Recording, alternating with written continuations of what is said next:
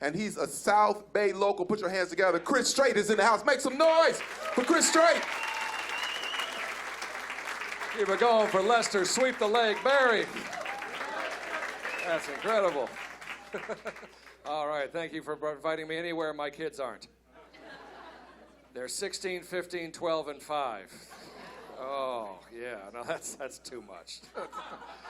No, and I grew up around here. Where are my locals from Southern California in general? We're born and raised out here. Yeah, have you? Yes, okay. Don't let them pick on us. They're always doing it. They're always, you're such wimps out there. You can't handle snow. I always say the same thing. Yeah, we can. There it is. We love snow as long as it stays the hell on that mountain. Right? We have a different attitude towards snow. Like, who's from the Midwest or back east? Midwest or back east? Right. There you go. Yes, good.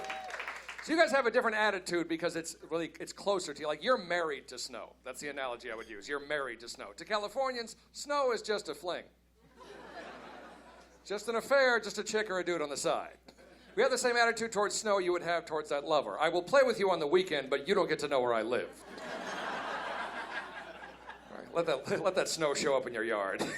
You said the same thing you would if that lover showed up in your yard. Like, are you crazy? My kids play here. Take that back up on the mountain.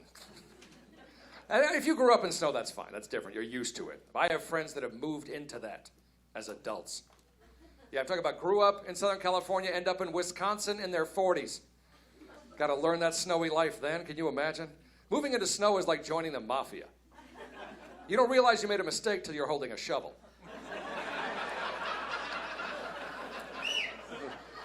The more you think about that one, the worse it gets, right? People always tell me, 4 kids, man, that's a lot of kids. You saving for college? That's a lot of kids. Are you saving for college? Yeah, because this business lends that. No, I'm not saving for college that much, but for a different reason, because I have a master's degree, and look what I do. Now, you were laughing before I finished that sentence. I have a job you don't need junior high for. No, what happened was I got a bachelor's degree in history. And when I got out of school, imagine that, none of the big history factories were hiring.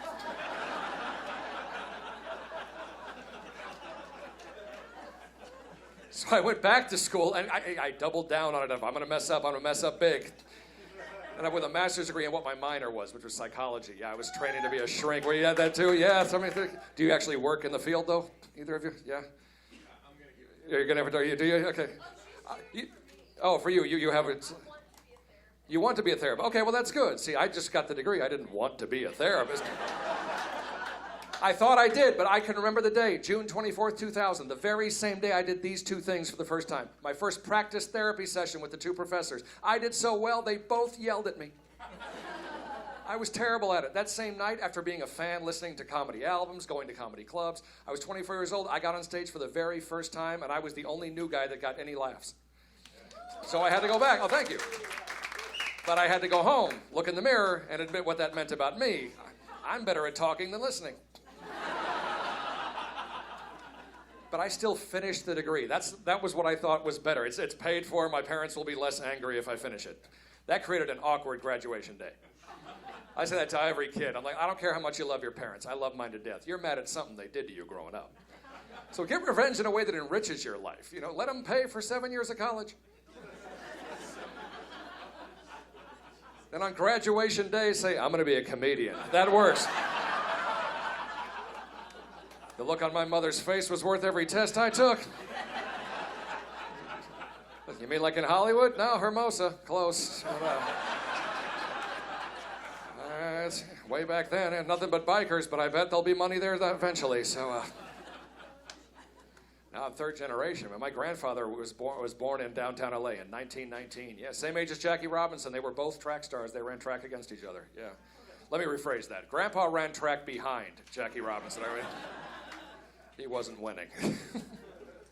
So no, I have 4 kids, 1 daughter who's 16. She's my oldest, and I'm raising a young woman, and that is stressful. All the stereotypes they said would happen, it's all true.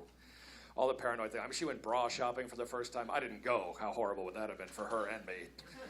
But my mother was taking pictures of things and sending them to me. Ladies, you're very open about certain struggles you have in life, right? Like inequality in pay, your fear of men being predatory. You never talk about certain things that we would have total sympathy for, that you have it way harder than us. Like how much more money it costs you to get dressed.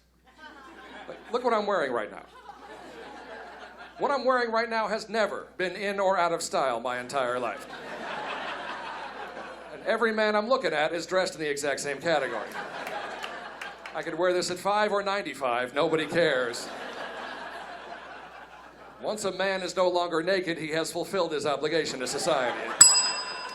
Thank you guys very much.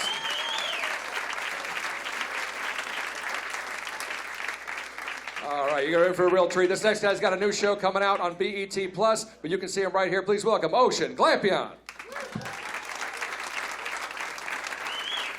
What's up, everybody? How y'all doing? Give it up for everybody y'all seen so far. What's up, everybody?